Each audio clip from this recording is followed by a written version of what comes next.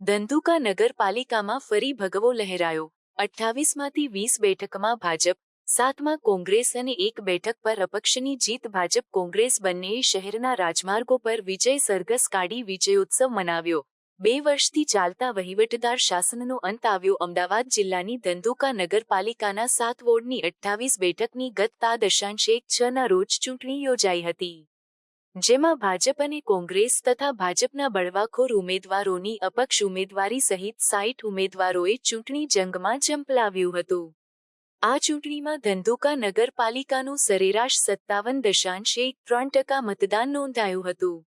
આજે સવારથી જ ધંધુકાની કિકાણી કોલેજ ખાતે ચુસ્ત પોલીસ બંદોબસ્ત સાથે શાંતિપૂર્ણ માહોલમાં મતગણતરી હાથ ધરવામાં આવી હતી, જેમાં 28 પૈકી 20 બેઠક પર ભાજપ જ્યારે 7 બેઠક પર કોંગ્રેસના ઉમેદવારોનો વિજય થયો હતો।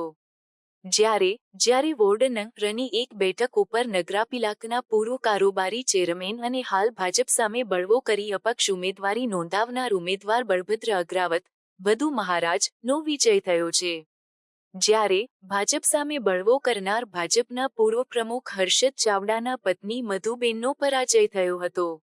પાલિકામાં ભાજપની જીતને ધંધુકા શહેર ભાજપ સંગઠન, ધારાસભ્ય ઉપરાંત ધંધુકા જાહેર થતા ભાજપ અને આવકારી હતી, જ્યારે ચૂંટણીના પરિણામો એપીએમસીના તમામ ડિરેક્ટરોએ પોતાની જીતનો ઉત્સવ રેલી કાઢી મનાવ્યો હતો।